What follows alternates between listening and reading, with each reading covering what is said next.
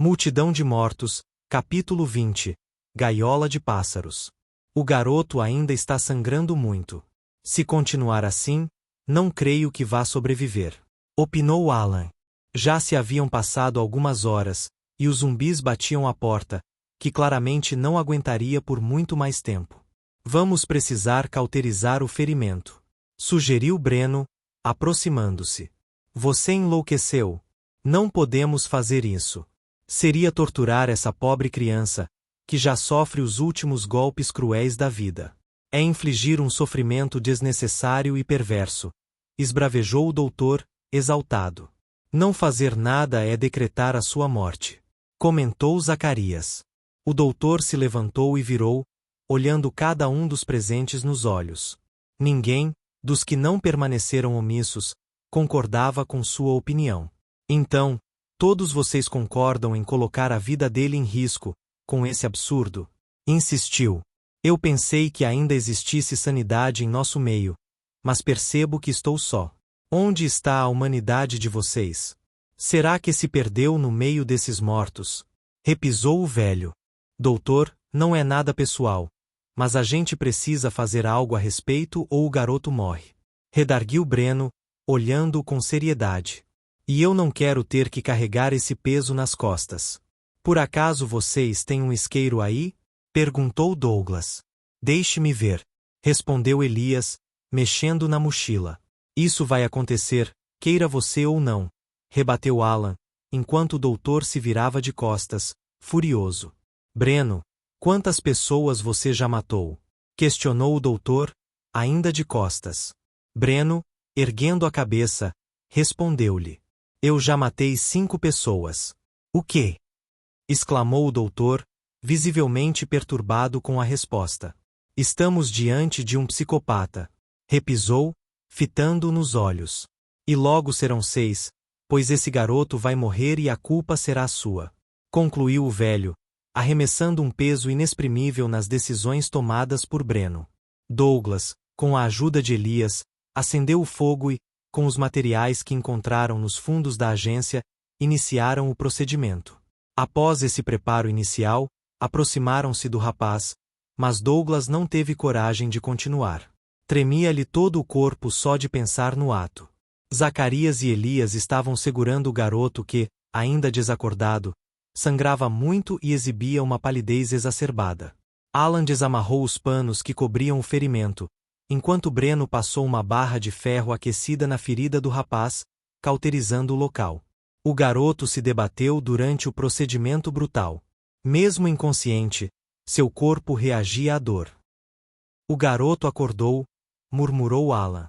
Havia-se passado uma noite desde que adentraram na agência. O rapaz estava fraco e precisava de algo que lhe devolvesse o vigor.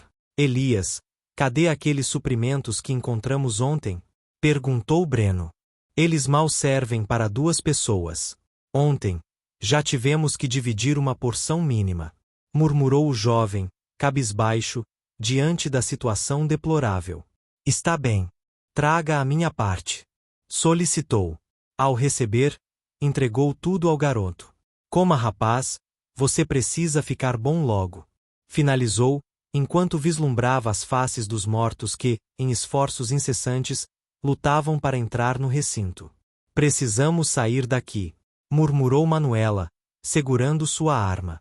Não havia se manifestado, preferindo a omissão, no que concernia ao destino de Augusto. Mas irrompeu num gesto de liderança, afirmando um perigo evidente e avassalador. Precisamos sair daqui, é claro. Mas como? Estamos rodeados por essas coisas, exclamou o doutor, puxando os cabelos. O doutor tinha um papel, que ele se dispunha a executar de maneira patética. Ser o antagonista de todos. Não concordava com ninguém e quase sempre tentava se opor às ideias sugeridas. Ele não conseguia perceber, mas estava dando lugar ao desespero. O rapaz, por nome de Augusto, comia aos poucos. Seu sangramento havia cessado. Não havia mais risco de morte, contudo, a pálida aparência não se apartara dele. Eu vi uma saída no fundo. A porta está emperrada. Nós poderíamos arrombar, entretanto, O barulho ia chamar todos eles para lá. Revelou Douglas. A chave deve estar em algum lugar por aqui. Vamos procurar. Essa é a nossa melhor chance de sairmos vivos daqui. Sugeriu Alan. Procurando nos cantos, em cima das mesas e caixas eletrônicas, nada encontraram, senão papéis e cédulas. Mas havia um escritório. Estava fechado e ninguém tinha verificado ainda. Alan arrombou a porta com um chute, empunhando um pedaço de pau. A princípio nada lhe veio ao encontro, mas logo o odor podre dominou o lugar, e de repente, um dos funcionários saiu de lá. Ele já estava morto. Uniforme da agência manchado de sangue, pescoço dilacerado por dentes. Ele não estava só, atrás dele vieram outros 3, correndo em direção aos sobreviventes. Alan atingiu o primeiro, a pauladas. Breno não hesitou em disparar contra outro. Elias, Douglas e Zacarias deram conta dos 2 restantes. Os zumbis ficaram agitados com o disparo. Esbravejou Manuela, em repreensão. Desculpe, é a força do hábito. Reagiu Breno. Você colocou nossas vidas em risco. Completou o doutor, deleitando-se em acusá-lo. Alan, depois de percorrer todo o uniforme de seu algoz, que era o segurança, encontrou uma porção de chaves e partiu para a saída. Os mortos estavam tão agitados, que a porta começava a se rachar. Logo estariam dentro. Levantando o rapaz ferido, cautelosamente, Manuela e Douglas levarão-no ao destino. A angústia povoava as faces de todos. Aquilo era uma gaiola repleta de pássaros com devoradores à espreita. São muitas chaves. Debatia-se Alan, para abrir a porta. Vamos! Aquilo não vai aguentar muito tempo. Gritou Breno. Oh, meu Deus! Correu o doutor, permanecendo atrás de Alan, que tentava encontrar a chave certa. Podemos dar cobertura. Bora! Vamos! Articulou Elias, juntando-se a Breno na frente do confronto. Ficou por último, um dos 7 pecados capitais em pessoa: a avareza. Um jovem que sempre sonhara em ser rico e viajar por todo o mundo. No meio de sua orgia de pensamentos, pairavam a felicidade e paz que tal riqueza lhe poderia agregar. Pensava, por certo, que o dinheiro voltaria a ter valor novamente, quando tudo se resolvesse, mas estava enganado. E triste é aquele que não reconhece o próprio engano. O rei Midas em pessoa, com o seu amaldiçoado toque de ouro, acabava de fenecer ali. Tantas coisas para desejar, quis logo que tudo que tocasse virasse ouro. Arthur, o jovem adornado de brincos e pulseiras, estava muito preso àquela infinidade de cédulas bancárias. Quando amanhecer, serei rico. Pensou ele, mesmo tendo mostras de que iria perecer à noite. Com avidez, enfiava as notas na bolsa, olhava o medo dos companheiros, e na sua miserabilidade e utopia, sentia-se afortunado. As bolsas ficaram muito pesadas, mas ele não quis largar o seu osso, não. Como cachorro, detentor de enfermidades maiores, distraía-se com o movimento do próprio rabo, enquanto a morte o sondava. O maior inimigo que teve, em toda a vida, acabou sendo ele próprio. Arthur, o trágico Midas, dentro daquele banco, foi o seu próprio carrasco de morte, pois com o seu toque de ouro, ao bulir em si mesmo transformou-se na mais horrenda estátua de perdição. O vidro se quebrou. O impacto foi tão grande que muitos zumbis caíram no chão, uns por cima dos outros, aos poucos soerguendo-se, para o que parecia o aperitivo do dia. Os disparos foram efetuados. Os 2 jovens faziam de tudo para impedir o avanço mortal da audaz legião, que marchava ao seu encontro.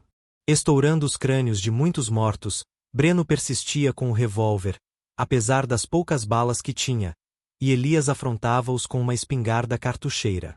No entanto, mesmo derrubando muitos, não foi possível parar a multidão. Consegui! Bradou Alan, abrindo a porta e dando de cara com um zumbi, ao qual ele acertou com violência. Esperem! Exclamou Arthur, com seu nécio espírito de mesquinhez. Não faça isso, Arthur! Gritou Augusto, o rapaz ferido. Eu não posso largar a minha riqueza, murmurou o burro, esboçando um sorriso no rosto. Onde eu for a levarei, concluiu, sendo arrastado sem as bolsas para o mar de dentes e unhas letais. Venha, Arthur! Clamava Breno, enquanto Elias dava a cobertura. Mas Arthur não queria escutá-los, e nem poderia, pois tinha um monte de monstros comendo-o vivo, submisso aos dentes putrefatos da escravidão, às terríveis garras da crueldade e ao tenebroso destino que lhe aguardava no sepulcro. Aquela multidão o dilacerou barbaramente diante dos dois jovens, que não podiam mais permanecer ali, enquanto os outros os aguardavam lá fora. Disparando mais 2 vezes, ambos passaram pela porta e fecharam-na, imediatamente. Fôlego instável, respiração ofegante, confusão de sentimentos. Eles estavam loucos, mas precisavam sobreviver. Ao passar correndo por várias ruas e praças onde estiveram, Breno, Elias, Douglas e os demais viram coisas horríveis.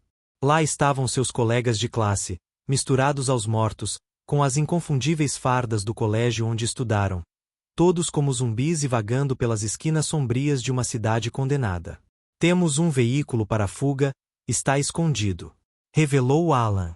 Chegaram a um terreno baldio com uma cobertura improvisada e estranha. Lá estava uma possível chance de sobreviver. Não temos para onde ir. Vamos para o seu acampamento. Algum problema? Perguntou Alan. Não, tudo bem. Precisam de um lugar seguro, não é? Eu vos levarei a um lugar, mas precisarei da ajuda de vocês para manter a segurança. Respondeu Breno. Tudo bem. Vamos nessa, murmurou Douglas. O veículo grande, dirigido por Alan, recebeu a maior parte das pessoas. Quero que aceite isto, murmurou Alan, antes de entrar no automóvel, mostrando a Breno uma motocicleta. Vocês nos ajudaram a sobreviver, pensei em recompensá-los. Acrescentou. Muito obrigado. Agradeceu Breno. Precisamos ir, os zumbis estão vindo. Alertou Manuela, fechando a porta traseira do veículo. O carro partiu na frente, derrubando o portão de madeira que fechava o esconderijo dos veículos. Breno e Elias seguiram viagem atrás, na motocicleta, que tinha uma cor azul e era muito veloz. Atrás deles, a multidão de demônios carniceiros os perseguia por todos os cantos. Com suas terríveis faces desfiguradas, eles pareciam prevalecer.